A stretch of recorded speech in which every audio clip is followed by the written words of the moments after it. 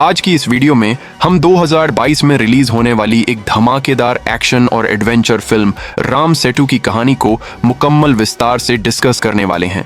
इस कहानी का एक एक पल सस्पेंस और थ्रिल से भरा हुआ है, तो चलिए बगैर वक्त गंवाए इस सफर का आरंभ करते हैं। कहानी शुरू होती है जहां हम डॉक्टर आर्यन से मिलते हैं। डॉक्टर आर्यन इंडिया के एक जाने माने आर्कियोलॉजिस्ट हैं जो विशेषज्ञों यानी स्पेशलिस्ट्स के एक ऐसे ग्रुप का हिस्सा हैं जो बुद्ध के उन बड़े बड़े मूर्तियों की बहाली पर काम कर रहे हैं जो 5 साल पहले लगभग नष्ट कर दिए गए थे। वह अभी अभी अपने करीबी दोस्तों बोवाल और टोमो के साथ अफगानिस्तान पहुंचे हैं। ये ऐतिहासिक मॉन्यूमेंट्स दरअसल शहर बमियान में स्थित हैं जिन्हें तालिबान ने भारी नुकसान पहुंचाया था। आपको बता दूं कि तालिबान अब भी इस पूरे इलाके में एक बहुत एक्टिव थ्रेट बने हुए हैं, लेकिन डॉक्टर आर्यन का जुनून अलग ही लेवल का है। वह एक ऐसे साइंटिस्ट हैं जो अपनी जान खतरे में डालने के लिए हर वक्त तैयार रहते हैं। वह इतिहास को सुरक्षित कर सकें, चाहे इसका मकसद भविष्य के स्टूडेंट्स को बोर करना ही क्यों ना हो। उनके इसी जज्बे से प्रभावित होकर पूरा ग्रुप वहां खुदाई के काम में मसरूफ हो जाता है। अब देखिए, ये हर रोज की बात नहीं है कि आप आकाश में इस तरह एक विशाल पैर लटका हुआ देखें, लेकिन आर्यन का ध्यान वहां नहीं है। उनकी ध्यान न देने की एक बहुत बड़ी वजह है। उन्हें रेत में दबी हुई एक ट्रेजर चेस्ट यानी खजाने का संदूक मिला है। वहां मौजूद हर व्यक्ति वो देखकर दंग रह जाता है जो उन्हें इस संदूक के अंदर से मिला है। इसमें मौजूद कुछ चीजें तो 7th सेंचुरी की हैं। आर्यन समझ जाते हैं कि ये तमाम इंडियन रेलिक्स हैं, क्योंकि वो सिक्के दह सेन काल के जमाने के मालूम होते हैं। ये खोज इतनी हैरान करने वाली और बड़ी थी कि वहां मौजूद किसी ने भी इस मशकूक शख्स को नोट नहीं किया जो दूर खड़ा किसी को फोन कर रहा था। सिर्फ चंद मिनट ही गुजरे थे कि तालिबान वहां पहुंचकर पार्टी खराब करने का फैसला कर लेते हैं। जैसे ही गोलियों की आवाजें गूंजती हैं और लोग अपनी जान बचाने के लिए इधर उधर भागना शुरू करते हैं, आर्यन अपनी जान की परवाह किए बिना इस ट्रेजर चेस्ट को मजबूती से पकड़ लेते हैं।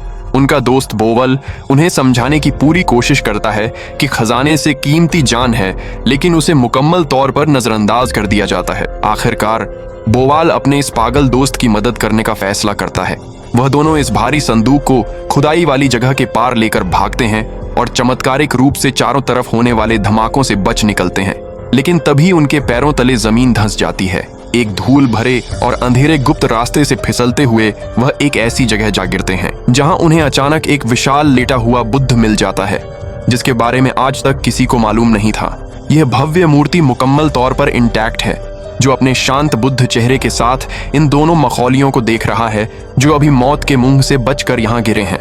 इस वाक्य के एक हफ्ते बाद हम आर्यन और बोवाल को अपनी खोज शेयर करते देखते हैं। वहां यह सरकारी घोषणा की जाती है कि इस मिले हुए खजाने को पाकिस्तान और इंडिया के बीच बराबर बांटा जाएगा।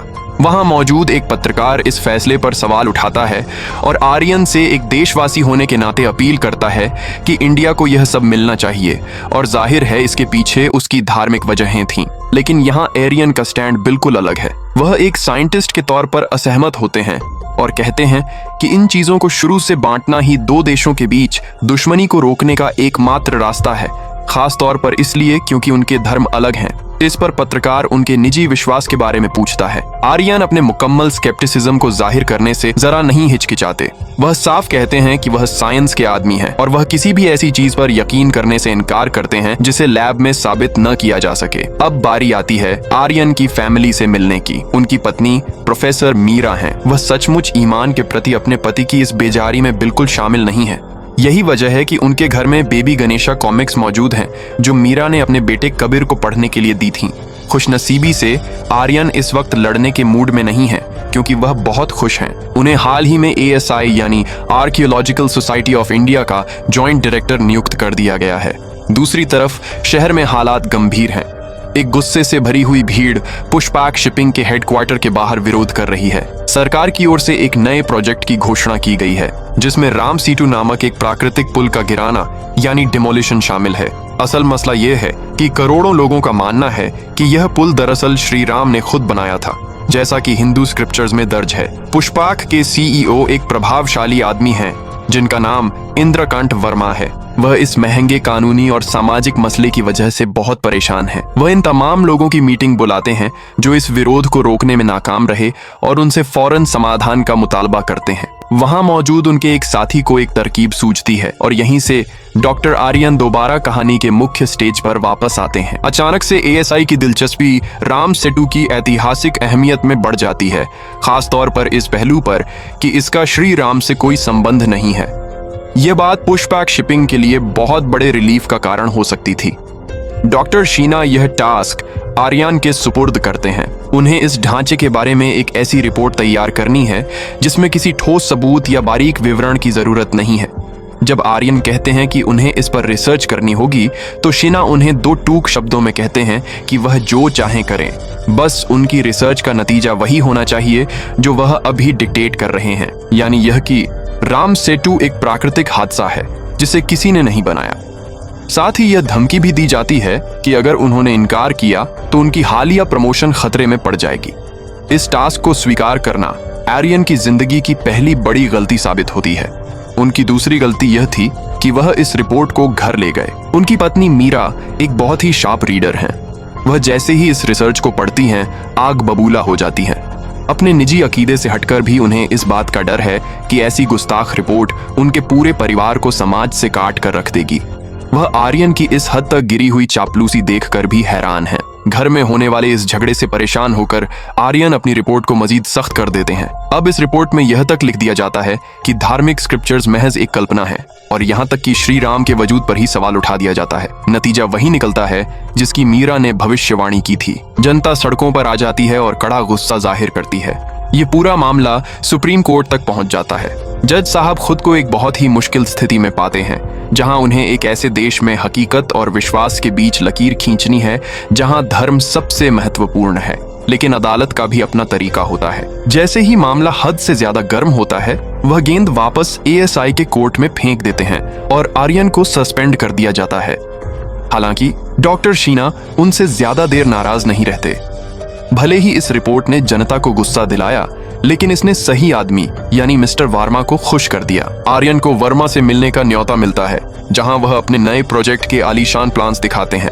वर्मा एक बड़ी पुरातत्व मुहिम को फंड करने के लिए तैयार है, जिसमें गहरे समंदर की तहों तक पहुंच के लिए तमाम जरूरी इंतजाम शामिल हैं। वह चाहते हैं कि आर्यन इस मिशन को लीड करें, क्योंकि वह जानते हैं कि आर्यन एक ऐसे आदमी हैं जो अपने अकीदे को कभी भी साइंस और फैसले के आड़े नहीं आने देंगे।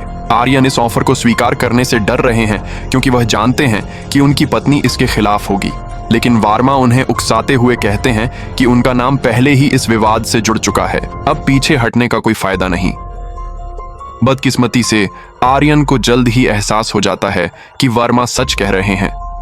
उन पर गली में अनजान लोगों की तरफ से हमला किया जाता है और उनके बेटे कबीर को स्कूल में परेशान किया जाता है। जब वह मीरा को बताते हैं कि वह इस नफरत का मुकाबला करेंगे, तो वह उन्हें छोड़कर चली जाती हैं। अब आर्यन मुकम्मल तौर पर आजाद हैं कि वह वर्मा की इस आलीशान पेशकश को स्वीकार कर लें। एक खूबसूरत पीला चॉपर उन्हें उड़ाकर सीधा राम सेतु के ऊपर ले जाता है।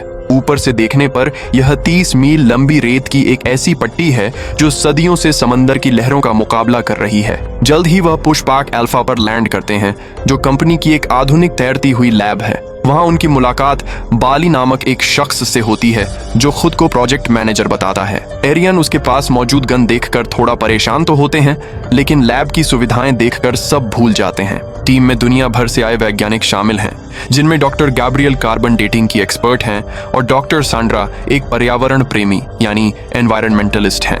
बाली बड़े अजीब अंदाज में कहता है कि इन महिलाओं को सिर्फ इसलिए टीम में रखा गया है ताकि कंपनी पर कोई आरोप न लग सके। जाहिर है, यह सुनकर वह दोनों कुछ खास खुश नहीं होती।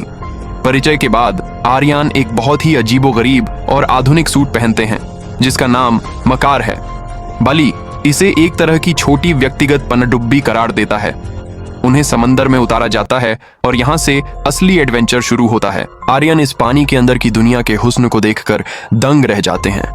जब वह राम सेतु के करीब पहुंचते हैं, तो वह इसके ढांचे पर बिल्कुल ऐसे चलने लगते हैं जैसे वह कोई आम जमीनी पुल हो। उनकी मदद के लिए गोताखोरों की एक टीम भी मौजूद है, जिनके पास कोई आधुनिक सूट नहीं है। आर्यन वहां से विभिन्न नमूने यानी सैंपल्स जमा करना शुरू करते हैं और उन्हें लैब में डॉक्टर गैब्रियल के पास भेजा जाता है। बाली यहाँ सबको याद दिलाता है कि उनका असल मकसद क्या है। धार्मिक स्क्रिप्चर्स के अनुसार श्री राम का जमाना 5000 बिफोर क्राइस्ट के करीब है। लिहाजा टीम को यह साबित करना है कि यह ढांचा इससे हजारों साल पुराना और प्राकृतिक है। गब्रियल मिट्टी के कुछ नमूनों का विश्लेषण करके बताती हैं कि उनकी उम्र 18,000 साल है। बाली ये सुनकर बहुत खुश होता है, लेकिन आर्यन हमेशा की तरह हकीकत पसंदी का मुजाहिरा करते हुए कहते हैं कि मिट्टी के नमूने काफी नहीं हैं। उन्हें वह असल चट्टानें चाहिए जो इस पुल की बुनियाद हैं। डॉक्टर सांड्रा बताती हैं कि इन चट्टानों को निकालना खतरनाक हो सकता है क्योंकि इसके लिए पुल को तोड़ना पड़ेगा। आर्यन एक ऐसी जगह की पहचान करते हैं जहां ढांचा कमजोर है, लेकिन बाली खबरदार करता है कि वह इलाका अंतर्राष्ट्रीय समुद्री सीमाओं के करीब है। आर्यन विवाद से बचने के लिए रिसर्च को इंडियन सीमाओं तक सीमित रखने का वादा करते हैं, लेकिन इसरार करते हैं कि उन्हें कोशिश तो करनी चाहिए, वरना इस तमाम महंगी टेक्नोलॉजी का क्या फायदा। एक बार फिर एरियन अपने इस मजाकिया सूट में समंदर की तह में उतरते हैं। चट्टानों को अलग करना बहुत मुश्किल साबित हो रहा होता है और जब आर्यन हार मानने ही वाले होते हैं तभी एक डीली चट्टान तैरती हुई उनके पास से गुजरती है और उन्हें बहाकर लंकन वाटर्स की तरफ ले जाती है। जहाज पर मौजूद बाली यह देखकर आग बबूला हो जाता है। वह किसी भी किस्म की हुक्मअदूली बर्दाश्त नहीं करता। वह फौरन आर्यन को ऊपर खींचने का हुक्म देता है, लेकिन मशीन के साथ सिर्फ सूट का ऊपरी हिस्सा वापस आता है। पागल स्कॉलर आर्यन ने एक बार फिर अपनी जान खतरे में डाल दी थी ताकि वह इस नमूने को हाथ से न जाने दें, जो देखने में बिल्कुल एक पिचकी हुई बंद गोभी जैसा लगता है। इसीलिए इसे मिस्टर कैबेज का नाम दिया जाता है। गैब्रियल इस नमूने को लेकर लैब पहुंचती है। इसी दौरान सैंड्रा के पास इन मूंगों यानी कॉरल्स के रिजल्ट भी आ जाते हैं जो पुल का हिस्सा हैं। नतीजे हैरान करने वाले हैं। वह मूंगे इस इलाके के हैं ही नहीं, उन्हें कहीं दूर से लाकर यहाँ जानबूझकर लगाया गया है। यह इस बात का सबूत था कि राम सेतु प्राकृतिक तौर पर नहीं बना था। मजीद यह कि गैब्रियल के नतीजे बताते हैं कि वह चट्टान 7000 साल पुरानी है, जो कि बिल्कुल श्री राम के दौर से मेल खाती है। यह सब कुछ वार्मा के पूरे प्लान को तबाह करने वाला था। अब यहाँ आर्यन की ईमानदारी का इम्तिहान था। वह समंदर के बीचों बीच वार्मा के जहाज पर हैं, जहां हर तरफ सशस्त्र गार्ड्स हैं, लेकिन वह वीडियो कॉल पर साफ ऐलान कर देते हैं कि यह पुल इंसान का बनाया हुआ ढांचा है जो तकरीबन 5000 BC में तामीर हुआ था। सिर्फ सैंड्रा और गैब्रियल उनका साथ देती हैं। हैरत की बात यह है कि वर्मा गुस्सा करने के बजाय उन्हें एक और मौका देते हैं। वह कहते हैं कि वह सीमा पार करके श्रीलंका जाएं और रात के अंधेरे में वहां से चट्टान का एक ऐसा नमूना लाएं जो अब भी मुख्य ढांचे से जुड़ा हुआ हो, ताकि कोई शक न रहे। रात के वक्त आर्यन, सैंड्रा और गैब्रियल एक छोटी बबल कार यानी पनडुब्बी में नीचे जाते हैं। गैब्रियल अपने बैग में मिस्टर कैबेज को छिपा कर लाती है क्योंकि उन्हें बली पर भरोसा नहीं है। जल्द ही उन्हें एहसास हो जाता है कि यह एक जाल था। बली दरअसल इन तीनों को खत्म करके सबूत मिटाना चाहता है। हमले से बचने के लिए उन्हें पनडुब्बी छोड़नी पड़ती है। बली को लगता है कि वह मर जाएंगे, लेकिन वह इस तैरती हुई चट्टान के सहारे सतह समंदर तक पहुंचने में कामयाब हो जाते हैं। वहां उन्हें एक श्रीलंकाई मछुआरा बचाता है जो अपना नाम एपी बताता है। एपी एक बहुत ही करिश्माई और दिलचस्प आदमी है जो पुल के बारे में बहुत सी कहानियां सुनाता है। वह एक पूर्व ट्रेवल गाइड है। वह कहता है कि वह उन्हें ऐसी जगह ले जा सकता है जहां वह चट्टानें अब भी जुड़ी हुई हैं। जब वह एपी की स्पीड बोट पर होते हैं तो गैब्रियल उसके माथे पर मौजूद एक पुराने जख्म के बारे में पूछती है। वह बताता है कि बचपन के एक हादसे में उसे 7 टांके लगे थे, लेकिन अभी बात मुकम्मल नहीं होती कि बाली की नावें पीछा शुरू कर देती हैं। गोलियों की बौछार के बीच वह साहिल पर पहुंचते हैं और जंगलों में छिप जाते हैं। एक हेलीकॉप्टर उन्हें बचाने के लिए आता है, लेकिन यह एक और धोखा है।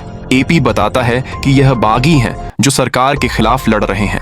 भागने की इस अफरा तफरी में आर्यन का वह कीमती सबूत यानी मिस्टर कैबेज कहीं खो जाता है। गैब्रियल और आर्यन के बीच बहस होती है, लेकिन तभी बाली हेलीकॉप्टर पर फायरिंग कर देता है जिससे गैब्रियल नीचे गिरकर हलाक हो जाती है। एरियन और सैंड्रा को बाकी कैंप ले जाया जाता है। एरियन अब पुरअज़्म है कि वह गैब्रियल की मौत को रायगा नहीं जाने देंगे। वह अपनी पत्नी मीरा को फोन करके बताते हैं कि वह सही थी और अब वह सच्चाई को साबित करके रहेंगे। मीरा बताती हैं कि वर्मा ने मिट्टी के नमूनों का गलत इस्तेमाल करके एक जाली रिपोर्ट प्रकाशित कर दी है और 3 दिन में सुप्रीम कोर्ट का फैसला आने वाला है। एपी की मदद से वह एक प्राचीन सुरंग तक पहुंचते हैं। वहां दीवारों पर लिखी तहरीरों को डिकोड करते हुए आर्यन को ट्रिकुट माउंटेन का रास्ता मिलता है। वह समझ जाते हैं कि इतिहासकार आज तक यह सब क्यों नहीं ढूंढ सके, क्योंकि प्राचीन नक्शों में जो साएं और शक्लें बनी थीं वह दरअसल वहां मौजूद जिस्मानी चीजें नहीं बल्कि रोशनी और साए का खेल था। आखिरकार वह एक ऐसे मैदान में पहुंचते हैं जो एक खास पौधे से ढका हुआ है, लेकिन वहीं बाली का हेलीकॉप्टर पहुंच जाता है। उसने मीरा को अगवा कर रखा था ताकि वह आर्यन तक पहुंच सके। बाली उनसे इस चट्टान का मुतालबा करता है और जब उसे पता चलता है कि वह उनके पास नहीं है तो वह गुस्से में एपी को नीचे फेंक देता है। गुस्से में बिफरे हुए आर्यन और सैंड्रा किसी न किसी तरह बाली पर काबू पा लेते हैं और हेलीकॉप्टर क्रैश हो जाता है। आर्यन जलते हुए मलबे में वापस जाते हैं ताकि कोई सबूत ढूंढ सकें और वहां उन्हें एपी के बैग से वही चट्टान मिल जाती है, मिस्टर कैबेज। इस आखिरी सबूत के साथ आर्यन अदालत पहुंचते हैं। वह पुल के ढाने को रुकवाने में कामयाब हो जाते हैं। कहानी के बिल्कुल आखिर में आर्यन को एपी की एक लाल नोटबुक मिलती है। इस नोटबुक में किसी हिसाब किताब के बजाय शुरू से आखिर तक सिर्फ एक ही जुमला लिखा है, जय श्री राम। तभी उनका बेटा कबीर घर में वही बेबी गणेशा की किताब पढ़ रहा होता है। आर्यन को एहसास होता है कि एपी ने अपने बारे में जो कुछ बताया था, वो 7 टांके, उसका अंदाज, उसकी कहानियां, वह सब कुछ लॉर्ड हनुमान की जिंदगी के हवाले से मिलता जुलता है। और इसी हैरत अंगेज एहसास के साथ यह कहानी अपने अंजाम को पहुंचती है। तो दोस्तों, अगर आपको ये वीडियो पसंद आई हो तो वीडियो को लाइक करें, चैनल को सब्सक्राइब करना ना भूलें। क्या आप चाहते हैं कि मैं ऐसी ही मजीद एडवेंचर फिल्मों की व्याख्या करूं? कमेंट्स में जरूर बताइएगा।